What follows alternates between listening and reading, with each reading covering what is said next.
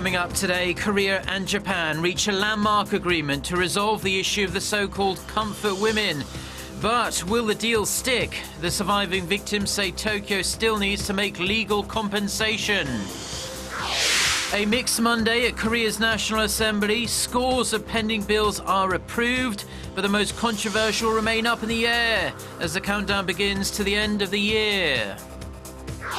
First, the Iraqi military claims a key victory, announcing the city of Ramadi has been fully liberated from ISIS militants. Stay tuned for these stories and more.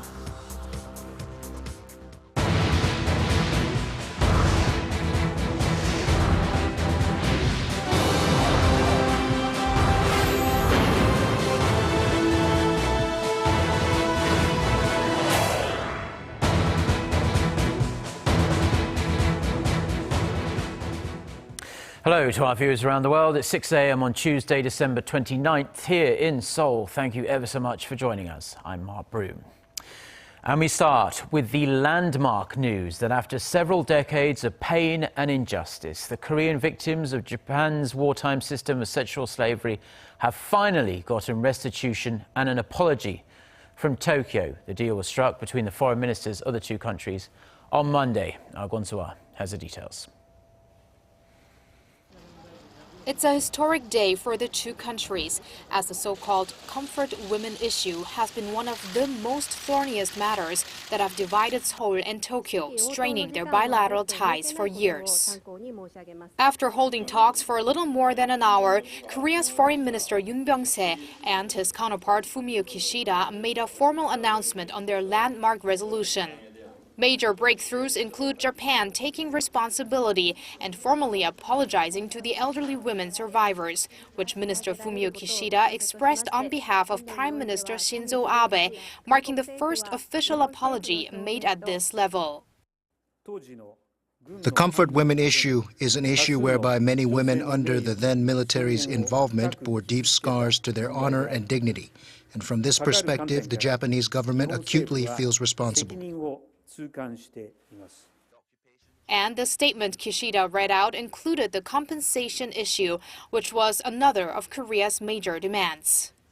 Seoul and Tokyo decided that Korea will establish a foundation for which the Japanese government will be funding an amount of 1 billion yen. According to a source, this is seen as a creative mechanism that could lead to a satisfiable accord on both sides. Under the premise the Japanese government fully implements the bilateral agreement, the Korean government confirms that the issue has been bilaterally settled, definitely and irreversibly. However, there remains some ambiguity on the statement, as some say it doesn't clearly specify whether the Japanese government is taking legal responsibility. That's why there are concerns that the primary people affected by this issue, which are the former victims of Japan's wartime sexual enslavement, may not accept the landmark settlement. Gwon-soa, Arirang News. And as a follow-up to that report, the agreement has drawn a less than positive reaction from the surviving Korean victims of Japan's wartime sex slavery. They say Tokyo still needs to make legal compensation to resolve the issue once and for all. Kim Ji-yeon has this report.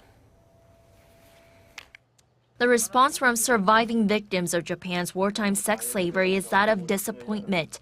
The chairman of the House of Sharing in Gwangju, Gyeonggi-do Province, a shelter for the so-called comfort women, says the deal seems to be a rough and ready agreement that failed to clearly point out Japan's legal responsibility in the matter. Every time Japan's leadership changes, Tokyo's stance on the issue also shifts, as in the case of the Kono Statement in 1993, which acknowledged Japan's sexual enslavement of women during World War II.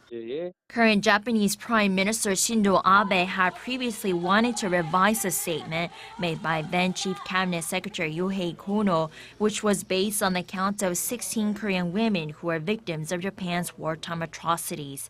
The House of Sharing also said that Japan's offer to provide reparations as part of an aid project, but not as direct compensation, is redundant, since there's already a fund set up by the Korean government to help assist the victims. The organization plans to discuss the results of the deal with other local comfort women groups to coordinate a response by Tuesday. It also plans to nullify the deal and demand the Korean government to come up with a better settlement that will clearly address Japan's legal responsibility on the sexual enslavement issue. Kim Jeon, Arirang News. Now, the United States and China have showed mixed reactions over the deal reached by Seoul and Tokyo to resolve the issue of Japan's wartime system of sexual slavery. U.S. National Security Advisor Susan Rice has praised the two countries for reaching the agreement that finally and irreversibly addresses the tragic treatment of sex slaves during World War II. She said Washington supports a full implementation of the agreement, calling it an important gesture of healing and reconciliation. Now, China has taken a more guarded stance, urging Japan to deal with historical issues in a responsible way. A spokesman for China's foreign ministry said Beijing hopes improved bilateral ties between Korea and Japan can be conducive to regional peace and stability. He then repeated China's long-standing position, saying Japan's forced recruitment of so-called comfort women was a serious crime against humanity committed on people of Asia and other victimized countries. Now, in other news, the end of the year is fast approaching and lawmakers at Korea's National Assembly are scrambling to pass a number of pending bills before we say farewell to 2015. They managed to pass several dozen on Monday, but the most contentious ones remain in limbo, for now at least. Ji Myung-gil has the details. A number of key bills remain unresolved at the National Assembly while marathon talks continue between rival parties.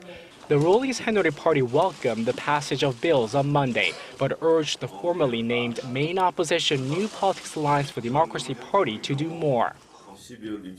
Although some progress was made at Monday's plenary session, the more contentious bills remain pending. The opposition bloc must acknowledge that Korea's future depends on both parties. The MPAD changed its party's name to Deobura Democratic Party on Monday. Deobura means going together or going with, a move that could indicate an intent to forge a new party identity. At Monday's meeting, its leader Moon Jae-in was focused on unity ahead of April's general election. We must end the struggle within our party and unite to prevent unnecessary defections. I hope the efforts we're making now will solve our party's internal strife. Amid Moon's repeated calls for party solidarity, two lawmakers left the party on Monday. Choi Jae-chun and Kwon Eun-hee are just the latest in a series of defections, following the high-profile departure of former party co-chair An Chol-soo earlier this month.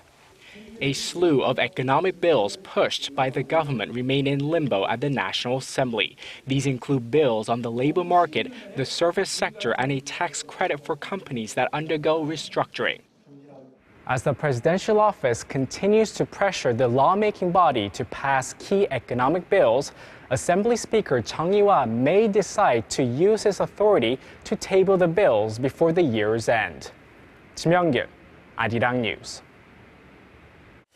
Now, Iraqi government forces have declared victory in the Islamic State stronghold of Ramadi after capturing the group's final stronghold in that city. A spokesman for the military said Ramadi had been fully liberated from ISIS militants, but forces still needed to be flushed out. Some pockets of insurgents in the city and its surroundings still need to be flushed out. Ramadi, which is the capital of Anbar province, was taken over by ISIS in May in what was an embarrassing defeat for Baghdad. Experts say the victory deprives ISIS of one of its biggest prizes and will boost the army's morale and confidence as it gears up to try and retake the northern city of Mosul from the jihadists. Hundreds of Islamist fighters and civilians have begun to evacuate from 3 rebel-held areas in Syria besieged by government forces there. More than 125 fighters from the rebel-held town of Zabadani headed towards nearby Lebanon to board a plane to Turkey.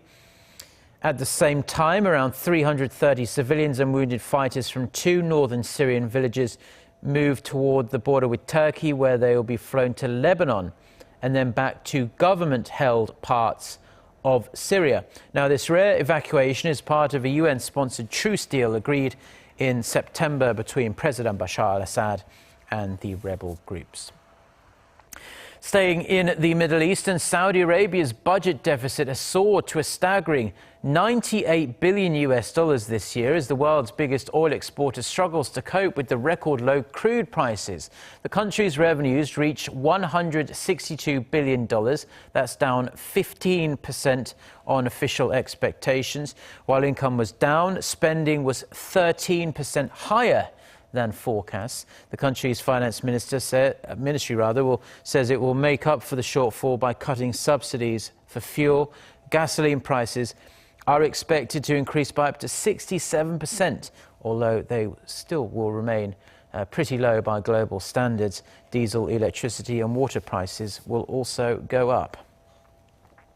Back here in Korea, and a new duty-free store operated by Hanwha Group has partially opened here in Seoul, joining the list of new tax-free shops in the Korean capital. Competition is guaranteed to be fierce, which is, of course, welcome news for shoppers looking for a bargain. For more on whether these projects will really live up to the public's expectations, our Kim Min-ji reports. Hanwha Galleria is the latest to join the urban duty-free store lineup, taking up the first 4 floors of the 63-city building, one of Seoul's best-known landmarks nestled in the financial district of Yeouido. It showcases some 370 brands, including a wide array of cosmetics, as well as a floor dedicated to specialties and goods made by local small and medium-sized companies. Our duty-free store is the closest to the airport, making it easy for tourists to get to. We plan to come up with special tour packages that incorporate other attractions in the area, such as cruises on the Hangang River. Hanwha also plans to revamp the aquarium and restaurants within the building. With the latest addition to the skyscraper, Hanwha hopes to provide a convenient one-stop shopping, entertainment and culinary experience, transforming the area into a new tourist hub. The company hopes to post sales of over $430 million next year and $2.6 billion through 2020. Following the partial opening of HDC Shilla Duty Free last week, these new stores are changing the duty-free landscape, which was once centered in the heart of the capital. While it gives more options for shoppers, for the companies, their success will depend on how much of a differentiated experience they can offer and how many luxury brands they can host. But under government pressure to open early to revitalize the economy, the latest 2 duty-free stores opened without big brands. Although they plan to secure luxury brands before the grand opening next year, it can take up to a year to carry out negotiations and launch stores. And with a new law requiring companies to renew their duty-free licenses every 5 years, luxury brands could be reluctant to sign anytime soon. Kim Min-ji, Arirang News. Now, Korea boasts a number of really amazing winter festivals offering activities like ice fishing, sledding and other snow-based fun. But in recent weeks, a number have been put on hold or cancelled altogether due to the unseasonably mild weather we've been seeing. Oh Soo-young has the details. This winter, frosty winds have been chilling many to the bone. Even still, it's quite not cold enough in Korea to make for white snowy conditions. Every winter, there's a huge festival here in northern Gyeonggi-do province, which brings in around 1 million visitors for a spot of ice fishing. But in the week of its grand opening, the organisers have cancelled the event because the ice isn't thick enough. The ice on this lake needs to be around 25 centimeters thick, but right now it's only 2 to 3 centimeters. We initially postponed the event, but now we've cancelled it completely for the safety of our visitors. This is happening all across the country. Weather experts say it's all due to the unusually warm temperatures that we're getting. In November, the average reading in Korea was 2.5 degrees higher than the historical baseline. And this month's average of 4.3 degrees Celsius is 2.2 degrees higher than normal. Due to the El Nino weather phenomenon, warm, moist air from the tropical western Pacific brought more rain to Korea in October, and in November and December, we saw particularly warmer temperatures. El Nino occurs when waters in the eastern tropical Pacific Ocean rise half a degree or higher above the historical baseline temperature for 5 straight months, due to weakening trade winds blowing west. affecting air pressure and atmospheric circulation. El Nino often causes tumultuous turns to weather around the world, resulting in the flooding we saw in Peru and the forest fires in Australia. This year, the weather phenomenon escalated to the third strongest of its kind in 50 years, rising about 3 degrees above average in just the past 2 months. Most meteorologists believe it will last through spring, and Korea will be affected accordingly, with above-seasonal temperatures predicted to linger through February, which altogether casts a dismal outlook for winter events lined up for the rest of the season. Oh Soo-young, Arirang News.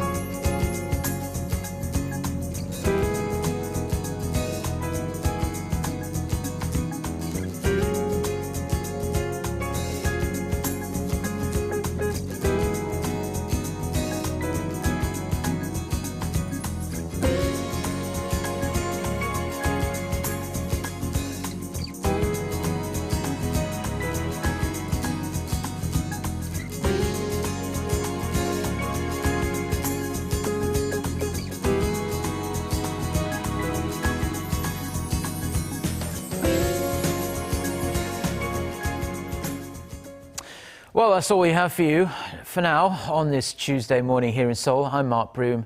Do have a wonderful day, and thank you as always for tuning in to our newscasts. Goodbye.